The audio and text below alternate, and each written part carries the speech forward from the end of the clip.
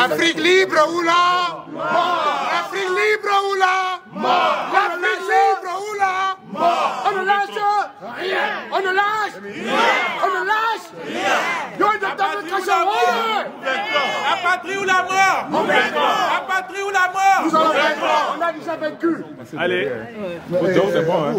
Non. À vous. Maître. Venez. Maître est où? Où sont les avocats?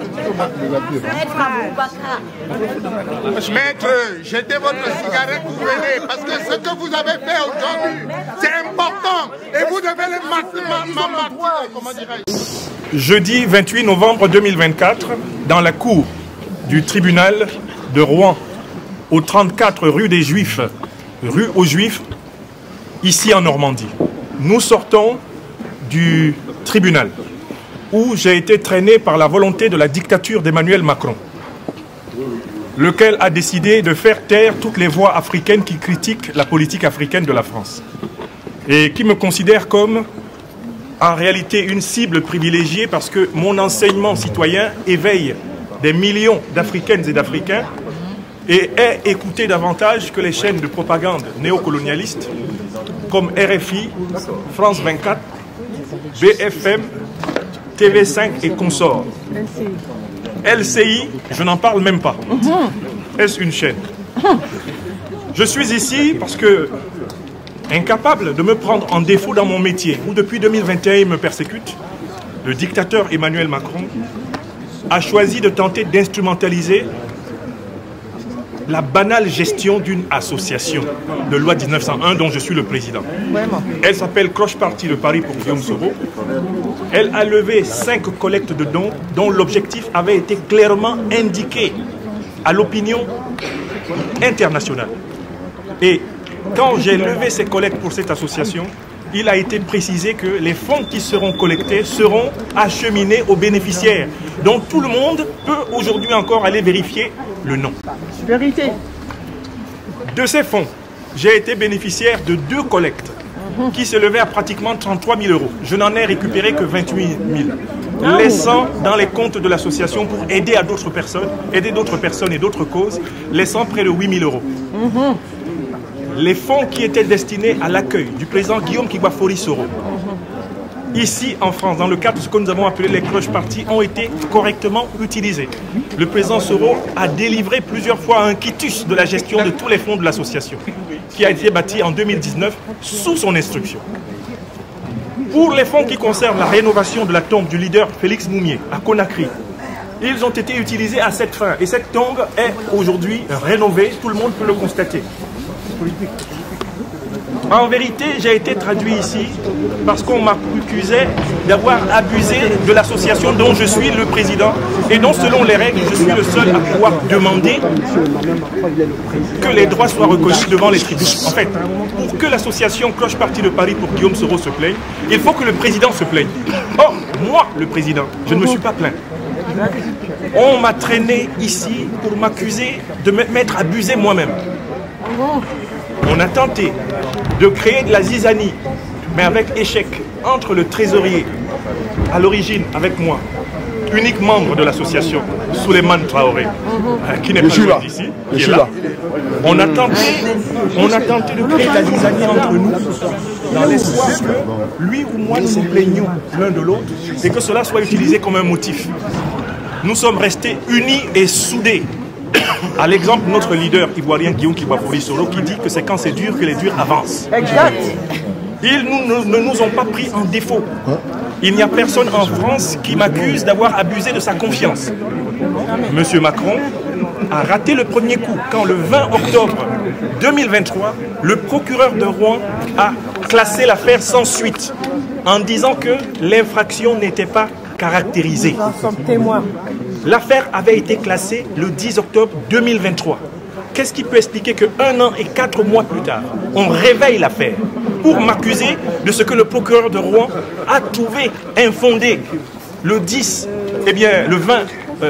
octobre 2023. Le seul motif, c'est qu'on n'avait pas réussi à me coincer sur les autres fronts. On n'a pas réussi à me chasser de mon poste de professeur parce que tous les syndicats de l'éducation nationale se sont opposés à la sanction en disant « Monsieur Niamsi ne fait pas profession de ses idées politiques dans le cadre de son enseignement en université ou en lycée. Monsieur Niamsi est un professeur excellent selon tous les rapports de l'Académie de Rouen. Et il n'a pas été pris en faute professionnelle. C'est un intellectuel. Bientôt une quarantaine de livres publiés, des milliers de conférences depuis plus de 25 ans. Si vous avez un problème avec les thèses qu'il défend, alors affrontez-le comme citoyen. Traînez-le si vous pensez qu'il vous a diffamé, il se défendra comme tel. Ayant donc échoué à me noyer au travail, ayant échoué à me noyer en essayant de m'attribuer à un moment donné le statut d'agent de la Russie, parce qu'ils ont tout essayé. RFI, France 24 ont été chargés de me faire ce portrait, mais ils n'ont jamais trouvé le moindre début d'une preuve. Ils ont décidé de défendre mon association contre moi-même, sans qu'on ne leur ait rien demandé. Et c'est cette affaire qui était examinée aujourd'hui. Je voudrais saluer la formidable équipe d'avocats qui s'est mobilisée aujourd'hui. Bravo. Bravo. Bravo, avocat.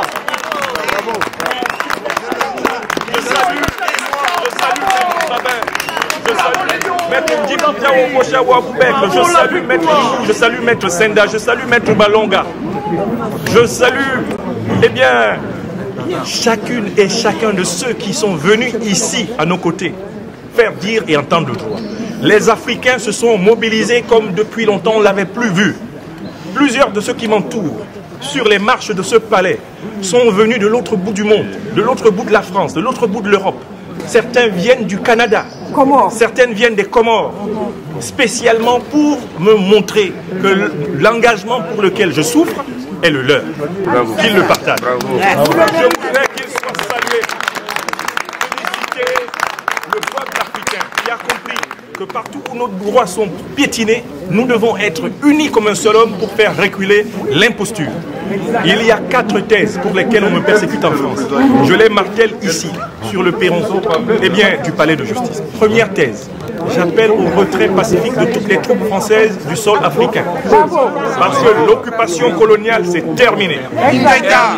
J'appelle, deuxième thèse, au démantèlement de la monnaie néocoloniale du franc CFA. Parce que l'escroquerie du franc CFA doit prendre fin. Troisième thèse, j'appelle à la fin de l'ingérence des puissances étrangères dans la désignation des dirigeants africains. Car c'est cette ingérence qui est à l'origine du système mafieux de la France-Afrique, une double escroquerie contre le peuple africain et le peuple français, et qui nous maintient en crise permanente depuis plus de 60 ans de pseudo-indépendance. Sur le perron de ce palais, j'affirme la 4e thèse. Les Africains ont le droit de bâtir leurs institutions en s'inspirant de leur propre civilisation. Car la civilisation africaine est la première civilisation humaine. Donc, au moment où nous allons nous quitter, remettons à la gloire du Tout-Puissant d'abord, à travers nos ancêtres angélisés, de nos vies. Le juge a remis en délibéré l'affaire le 19 décembre. Cela veut dire que la plaidoirie de nos avocats a donné matière à réflexion au tribunal. Applaudissons. Je voudrais appeler les juges de ce tribunal à ne pas se laisser dicter une décision politico-politicienne par la dictature d'Emmanuel Macron en perte de vitesse dans la France, avec un gouvernement qui souffre d'illégitimité chronique, un Premier ministre qui n'a pas été issu de la formation qui a gagné les élections législatives, des appels multipliés à la destitution qui couvrent tout le pays. Il ne faut pas que notre justice en France se mette complètement à genoux face à l'injustice. Ainsi sera préparée la véritable fraternité, la véritable égalité, la véritable liberté des peuples à laquelle nous aspirons. Car notre combat n'est pas celui de la domination d'une race quelconque sur une autre. Nous nous battons pour la vraie fraternité humaine, pour l'égalité, pour la considération mutuelle. Afrique des libertés. Soyez bénis, soyez bénis, soyez bénis. Et je voudrais maintenant donner la parole pendant quelques minutes à Maître Ndjifouta Woshawo Aboubek. Je l'appelle ici. Maître Benet.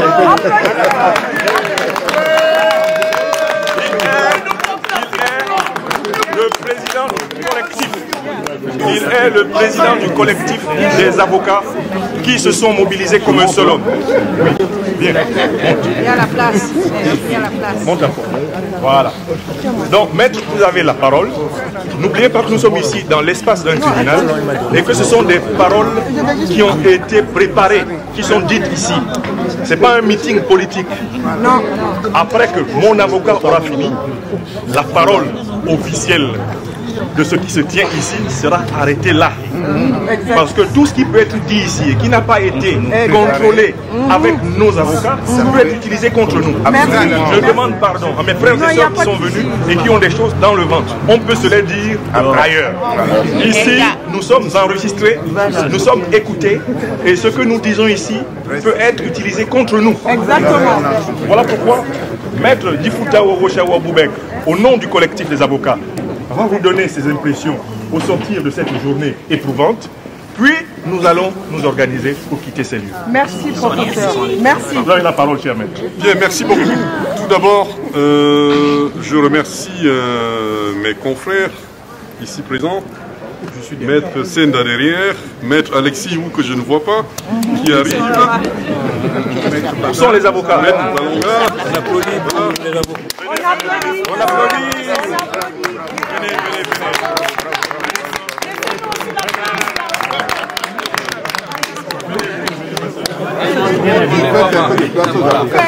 La place aux avocats, s'il vous plaît. La place aux avocats, s'il vous plaît. Maître Balonga, La place aux avocats, s'il vous